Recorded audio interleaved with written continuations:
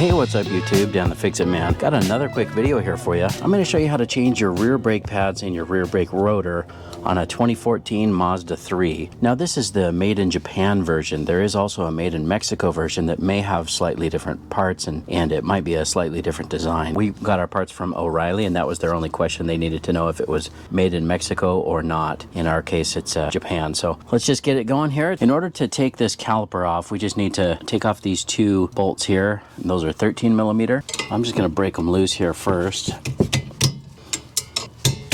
And you should be able to get in here with a little socket wrench or whatever, but I'm just going to zip these off real quick with this Milwaukee high-speed 3/8 drive.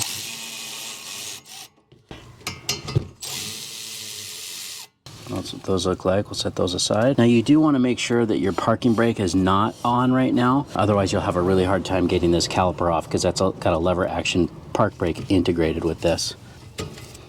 There we go. Now because it's connected to the parking brake cable, you really don't need to hang that up and out of the way. The parking brake cable is going to prevent that from dropping and hanging from the hydraulic line. Then we can pull out the old brake pads. And that was definitely scratching on the little noise maker. Now we do have new hardware, so I'm just going to pull that off as well. And then we need to take out these caliper bracket bolts, and those are 14 millimeter. I'm just going to break these loose. And then we'll just zip these off real quick. It's a good idea to hold on to this with one hand while you pull these bolts out so it doesn't drop to the ground.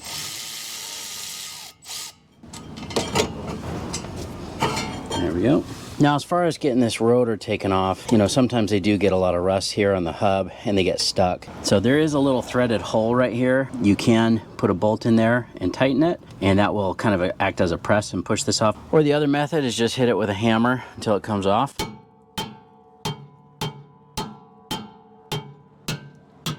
It's called the Tanya Harding method.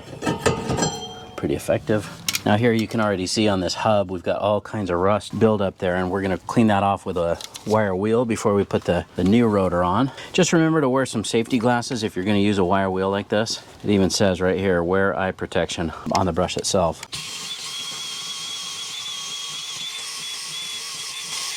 Now I'm also going to brush the face of this hub and this little shoulder right here with some anti-seize. You don't need too much. That will help prevent the new rotor from getting stuck to the hub. A little bit of this stuff goes a long way, so just use it sparingly. Just a real thin layer is all you need. That should be good. Now before I put the new rotor on, let's take a look at this caliper, and we need to get the tool to push that back in. This little kit that I have, it's got two different threaded rods, whether you're turning it clockwise or counterclockwise, really help pushing these caliper pistons back in. So those are threaded, and you need to turn that in as you push it in. And I'll show you here. Let's get set up with the right fitting. In this case, it looks like it's F. I'll show you here. So it's just like this little tool, and it has this little shape, kind of like the shape of a brake pad. And you basically just fit that right in there, and you turn this in, and it will thread that back in as we turn it. So let's see if we can get that started. We've got it propped in here, and it looks like it's going now. Just got to turn it in slowly. That's working. I'm just using a crescent wrench on this one. The threads that are in this don't match the threads on this shaft, so a lot of times you just have to adjust that, or sometimes you have to back it out the other way. I might have actually grabbed the wrong shaft. This might be the right the right-handed threads, but it is working. It's just, that's why I'm having to turn this. We're getting real close.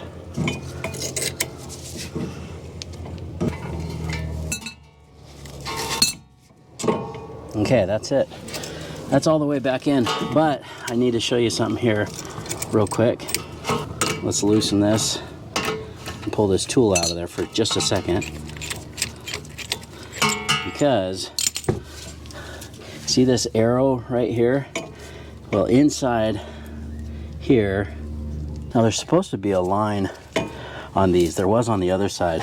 I don't see it on this one. It's just in these little channels here. But anyway, that line is supposed to line up with this arrow. There's a little knob on the pads and that needs to line up on that. My goodness.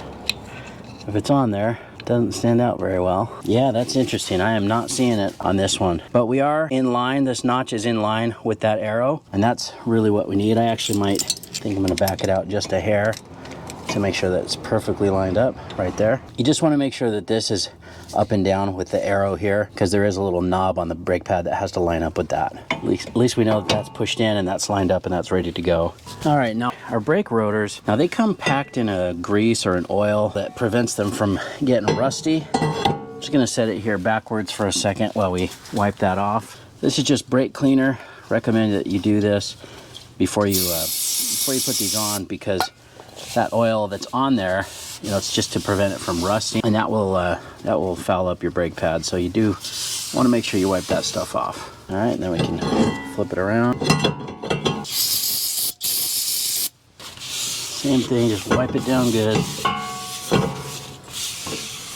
Got some of that anti-seize on the front, that's all right. All right, now here's our caliper bracket, and we need to get this cleaned up. We're gonna brush off that area so that those new clips sit flat, and then we're gonna take out the slide pins and clean and re-grease them. Why don't we start with the slide pins this time? So let's just take these out, just kind of pull back on that boot,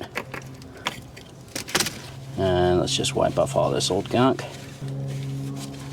Sometimes I'll put them in once or twice just to try to get more of that old grease out of there.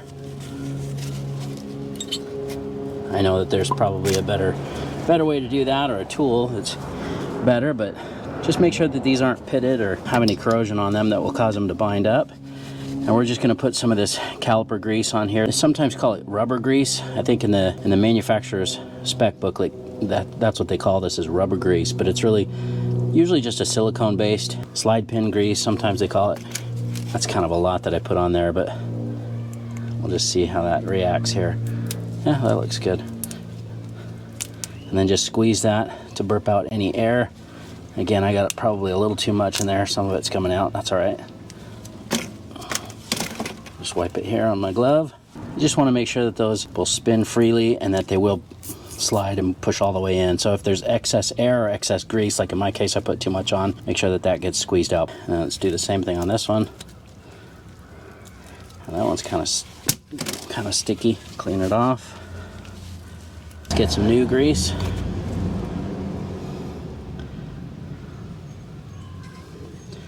Just kind of smooth that around on a clean part of the glove here.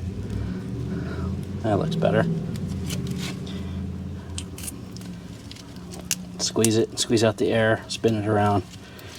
That looks like it'll be good. All right, now we need to clean these up a little bit.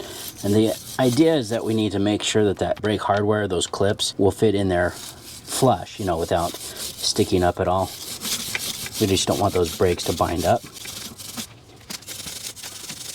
All right, that looks good. We're gonna put a little bit of that same grease underneath those clips.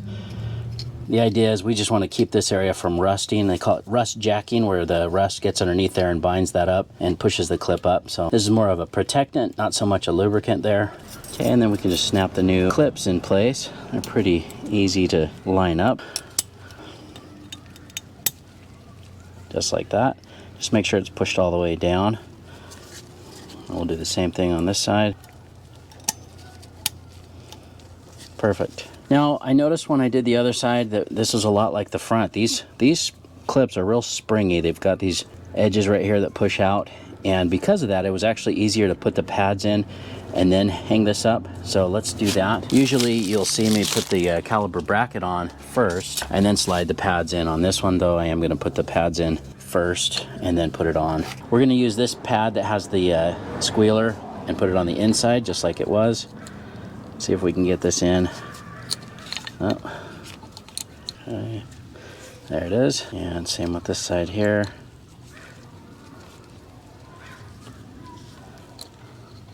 Trying not to touch the friction surface of the pad. If you get any grease on there, you do want to clean it off. All right, there we go. Got it. Boy, that is not easy. That's ready to go. All right, before we put that caliper bracket back on, I am going to put some blue thread lock on these bolts. That's way too much. Perfect. All right, and then now this would probably be easier if I put a lug nut on here to hold that still while I line this up, but I'm not going to. Let's just struggle with it instead. There we go. That really wasn't that hard. Okay, I'm just gonna zip these on real quick. If I can push that caliper out of the way.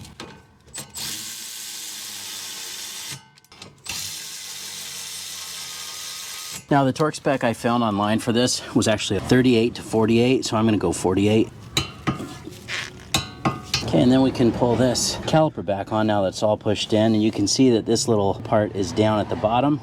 I didn't see any lines on this one. I did on the other side, but there's a little knob just like this one here on the pad, and that just has to kind of sit down in there.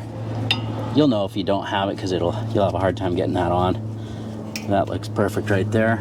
I'm sure you could put thread lock on here. I don't usually, since I don't usually see it on there from the manufacturers, but if you want to, you can.